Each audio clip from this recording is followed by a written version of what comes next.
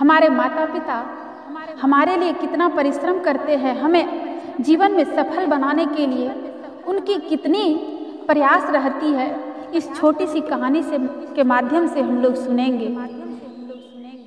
एक विधवा औरत थी, पति नहीं था, वह विधवा थी, उनको एक पुत्र था और दूसरे के घरों में जाकर काम किया करती थी और अपने पुत्र को पढ़ाने के लिए असमर्थ होते हुए भी वह दूसरे के घरों में काम करके कुछ रुपये अर्जन करती थी और उस रुपये से बच्चे को, अपने एक पुत्र को, लाडले पुत्र को पढ़ाती थी।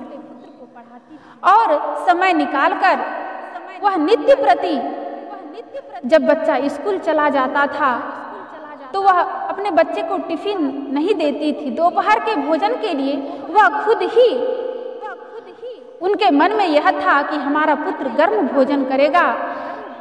वह नित्य प्रति दोपहर को भोजन लेकर गर्मा गर्म भोजन बनाकर लेकर अपने हाथों से अपने पुत्र को खिलाने के लिए जाया करती थी। और वह पुत्र कहता था, माँ, मैंने तुम्हें कितनी बार कहा है तुम मेरे स्कूल मत आया करो। तुम मेरे स्कूल आती हो, जब हमारे दोस्त तुम्हें देखते हैं तो मेरा मजाक उड़ाते हैं, मुझ पर हंसते हैं और कहते हैं तुम्हारी माँ कानी है, तुम्हारी माँ को आँख नहीं है, तुम मेरे स्कूल मत आया करो माँ। होते होते पुत्र बड़ा हुआ और पुत्र बड़ा होकर अच्छे पद पर, अच्छी नौकरी मिली, अच्छा रुपया पैसा कमाने लगा, शहर में जाकर बस गया।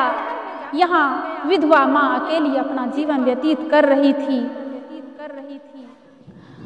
होते होते एक दिन होता क्या है, विधवा माँ बीमार पड़ती है और बीमार पड़ती तो पड़ गई, लेकिन वह अपने पुत्र के पास नहीं जाना चाहती थी। उनके गांव के लोगों ने कहा, तुम्हारा पुत्र बड़ा ही अमीर है, क्यों नहीं तुम अपने पुत्र के पास चली जाती हो, तुम्हारा अच्छा इलाज हो जाएगा, अच्छे डॉक्टर से तुम्हारे पुत्र दिखा देंगे।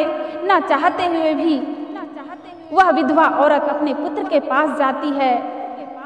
वहाँ पुत्र का विवाह हो गया था, पुत्र वधू के साथ, पुत्र बाल बच्चे के साथ रहते थे। जैसे ही विधवा औरत अपने पुत्र के पास पहुंचती है तो पुत्र वधू कहती है, अर्थात उस विधवा माँ की पतोहू कहती है कि देखो, अगर तुम्हारी यह कानी माँ इस घर में रहेगी तो मैं इस घर में नहीं रहूंगी। अगर तुम चाहते हो कि मैं तुम्हारे साथ रहूं तो तुम अपनी विधवा माँ को अभी इस घर से बाहर निकालो। मैं सुबह सुबह इस तुम्हारी कानी माँ को मैं देखना नहीं चाहती हूँ। पत्नी की बात पर पुत्र ने विधवा माँ को कहा, माँ, तुम वृद्धाश्रम चली जाओ, मैं तुम्हें वहाँ जितना भी खर्च लगेगा मैं वहाँ पर दे दूंगा। शाम हो गया था। वह विधवा औरत कहती है, पुत्र अभी शाम हो गया है, रात भर कम से कम अपने घर में रहने दो। लेकिन पुत्र तैयार नहीं हुआ। रात भर अपनी माँ को रखने के लिए वह पुत्र तैयार नहीं हुआ।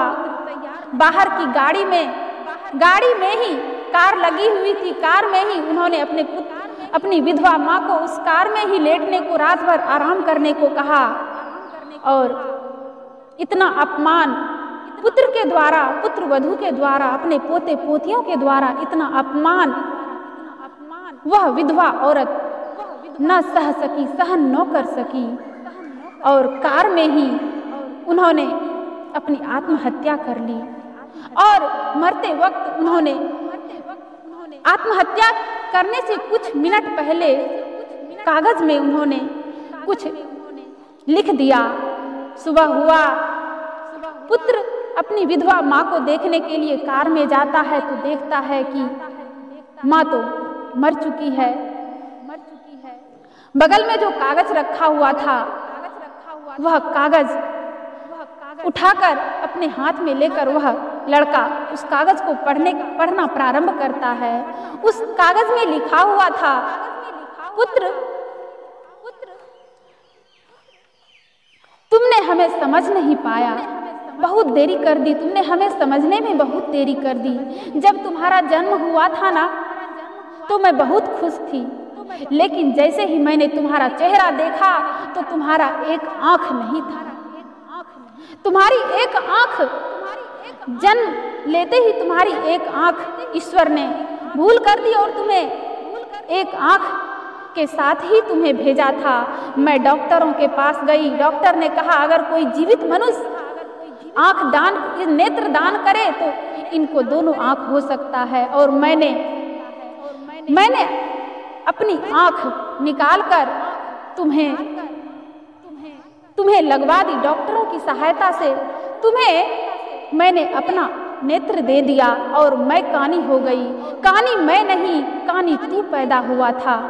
पुत्र, मैं तो जा रही हूँ, लेकिन मेरे आंख के द्वारा तुम इस संसार को देखना और खुश रहना।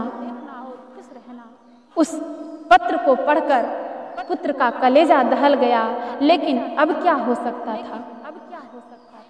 कहते हैं समय गया फिरता नहीं, माँ तो जा चुकी थी। वह पुत्र पश्चाताप करता रह गया, अपने माँ के लिए रोता रह गया। लेकिन कहते हैं वक्त था जब काम का उसे उड़ाया धूल में, वक्त था जब काम का उसे गमाया भूल में, वक्त था हर सांस को जो घर बना सकता था तू, वक्त को बर्बाद करके जिंदगी खोता रहा। उन्होंने अपने जीवन में कभी अपने माँ को न समझ सका और अंत में उसे पश्चाताप के सिवाय कुछ नहीं मिला। वह अपनी माता का सेवा, मातृ ऋण को वह नहीं चुका पाया। हमें भी जो कुछ भी जीवन में करना है, जिस क्षेत्र में हमें आगे बढ़ना है, समय रहते हमें सोच लेना चाहिए। रावण ने सोचा था कि मैं स्वर्ग में सीढ़ी लगाऊंगा, लेकिन उन्होंने शुभ कार्य करने में देरी कर दी और अंत में मृत्यु के वक्त उन्हें पश्चाताप करना पड़ा। और लक्ष्मण जी को उपदेश दिया कि शुभ कार्य को पहले कर लेना। उपदेश तो दे दिया, लेकिन वह अपने मृत्यु पर पश्चाताप करता रह गया।